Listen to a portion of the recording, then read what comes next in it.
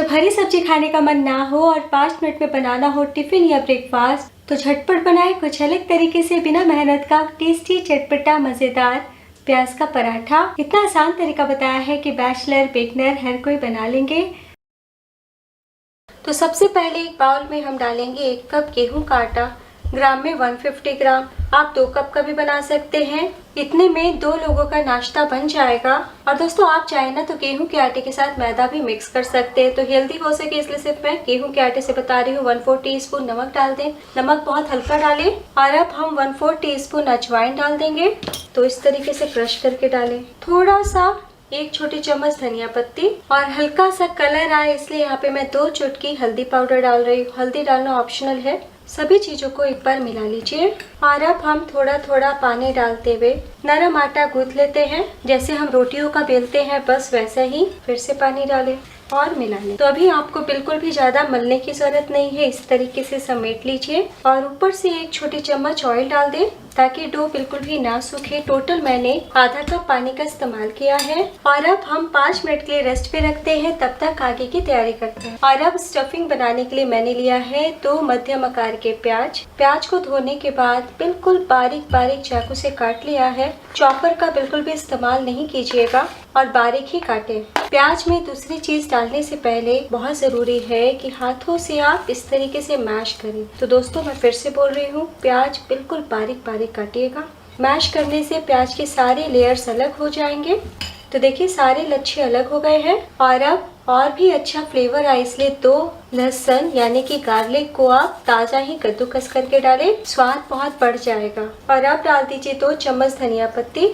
दोस्तों धनिया पत्ती में जरा भी पानी नहीं होना चाहिए, पहले ही धो के सुखा लीजिएगा तब प्याज में मिलाइएगा। और अब चटपटा स्वाद के लिए 1 छोटी चम्मच चाट मसाला डाल दें। और अब अच्छा रंग आए इसलिए यहाँ पे मैं कश्मीरी लाल मिर्च पाउडर का इस्तेमाल कर रही हूँ। ये बहुत ही हल्का तीखा होता है दोस्तों। आप अगर नॉर्मल वाली यानी कि तीखी लाल मिर्च इस्तेमाल कर रहे हैं तो 1/4 टीस्पून ही डालिएगा। मैं ½ टीस्पून डाल रही हूँ। स्वाद और बढ़ जाए इसलिए यहाँ पे मैं 1 टीस्पून मैगी मसाला डाल रही हूँ। अगर मैगी मसाला नहीं है तो 1/4 टीस्पून आप गरम मसाला पाउडर डालिएगा। और 1 हरी मिर्च। सभी चीज़ों को हम मिला लेते हैं। बच्चों के लिए बना रहे हैं तो मिर्ची आप ना डालें। और ध्यान देने वाली बात दोस्तों, हमें इस टाइम बिल्कुल भी नमक नहीं डालना है वरना प्याज से रस अलग हो जाएगा। तो लीजिए बिना मेहनत का ही बहुत ही टेस्टी चटपटा हमारा पराठे का प्याज का मसालेदार स्टफिंग तैयार है, जिसे हर कोई मिनटों में बना ले। 1 मिनट के लिए साइड में रखें। इधर 5 मिनट में ही आटे फुल के तैयार है और बहुत ही अच्छे से सॉफ्ट हो गए हैं। हम थोड़ा सा चिकना कर लेते हैं। तो देखिए बहुत ही सॉफ्ट डो तैयार है। और अब हम किचन सरफेस पे फैला लेते हैं। 2 भागों में बांट ले। तो 1 कप आटे से हम 2 पराठे बनाएंगे। हाथों से इस तरीके से मलते हुए हम गोल पेड़े बना लेते हैं। और अब हम सूखा आटा छिड़कते हुए इस तरीके से फैलाएंगे और पतली रोटी बेल के तैयार कर लेते हैं।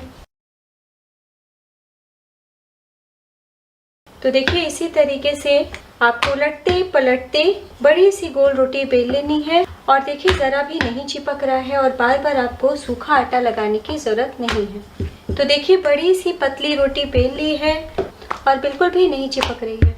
और अब हमने ये जो स्टफिंग तैयार की है ना प्याज वाली, इसमें आखिर में डालेंगे। जब आपको स्टफ़ करना हो तभी नमक डालें। तो 1/4 टीस्पून से कम ही डालिएगा दोस्तों, क्योंकि मैगी मसाले में भी नमक होता है और चाट मसाले में भी नमक होता है, डो में भी हमने नमक डाला है। तो बहुत ही थोड़ा सा डालिएगा और बस इस तरीके से हमें मिला लेना है। और अब हम चटपटे प्याज के मसाले को रोटी पे रख देते हैं। और अब हम इस तरीके से प्याज को पतला फैला लेंगे। हमें तिकोना आकार में फैलाना है। आप हाथों से भी फैला सकते हैं। तो देखिए ट्रायंगल शेप में फैला लिया है। और अब हम बहुत ही थोड़ा सा कोने पर पानी लगा देते हैं। जैसे हम बचपन में कागज की हवाई जहाज बनाते थे वैसे ही हमें फोल्ड करना है। इस प्रकार पहले हम एक कोना उठाएंगे और ऐसे सेंटर पे लाएंगे, अच्छे से कवर कर देंगे। वापस से एक कोना उठाइए और इसे ऐसे कवर कर दीजिए।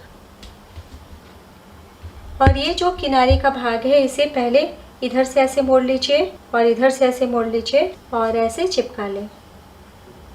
तो देखिए बहुत ही आसानी से आपका तिकोना पराठा तैयार है, जो खाने में कुछ अलग लगेगा और अगर आपकी इच्छा हो तो हल्का सा इस तरीके से तिकोन करने के बाद बेलन चला सकते हैं, बहुत ही हल्के हाथों से, और हमें बहुत ही हल्का चलाना है। ये पराठे हल्के से मोटे होते हैं और मोटे ही अच्छे लगेंगे, कहीं कोई परेशानी नहीं आएगी उलट पलट करने में। बिना रेस्ट पे रखे हम चलिए पराठा सेकना शुरू करते हैं। जब तक ये सीखेंगे और बना लेंगे। पराठे सेकने के लिए तवा लिया है। तवा मध्यम गर्म होना चाहिए। फ्लेम को हम लो टू मीडियम रखेंगे। अगर आपका तवा ज़्यादा तेज़ गर्म है तो बिल्कुल धीमी आंच रखिएगा। जिधर हमने फोल्ड किया है ना, उस पार्ट को नीचे रखें इस प्रकार। 1 मिनट के बाद हम उलट लेंगे। थोड़ी सी हल्दी डाली है, आप देख सकते हैं कितना बढ़िया दिख रहा है। ये ओनियन पराठा को बनाना भी आसान है। अंदर से प्याज कच्चे कच्चे भी नहीं लगेंगे। 2-3 मिनट में प्याज अंदर से 50% सिक जाते हैं और प्याज का क्रंच बरकरार रहेगा तो टेस्ट और बढ़ जाएगा। जैसे आपको नमक डालना है वैसे ही स्टफ करना है और तुरंत तवे पे डालना है। हम धीरे से उलट लेते हैं।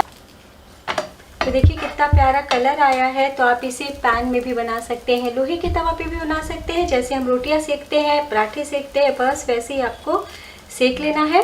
तो उलटने के बाद हम लो टू मीडियम फ्लेम पे सेक लेंगे और कोने कोने इस तरीके से हम ना स्पैचुला से दाब लेंगे।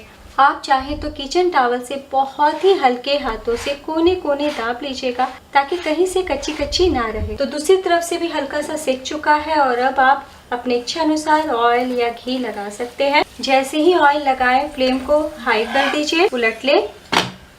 तो देखिए कितना प्यारा कलर आया है और तुरंत बिना रुके हम दूसरी तरफ भी ऑयल बटर घी लगा लेते हैं और तुरंत वापस से पलटी कर लें और अच्छे से हम क्रिस्प कर लेंगे ताकि काफ़ी क्रिस्पी पराठा तैयार हो। तो आपको लो या लो टू मीडियम फ्लेम पे ही सेकना है। टोटल आपको 3 से 4 मिनट का टाइम लग जाएगा। वापस से पलटी कर लेते हैं। देखिए कितना प्यारा कलर आया है, कोने कोने तक क्रिस्प हुए हैं। इसी तरीके से हम दूसरे पराठे सेक लेते हैं। तो इस पराठे के साथ आपको दही, चटनी, अचार ही काफ़ी है। कोई भी सब्जी भाजी की हमें ज़रूरत नहीं। प्लेट में निकाल लेते हैं।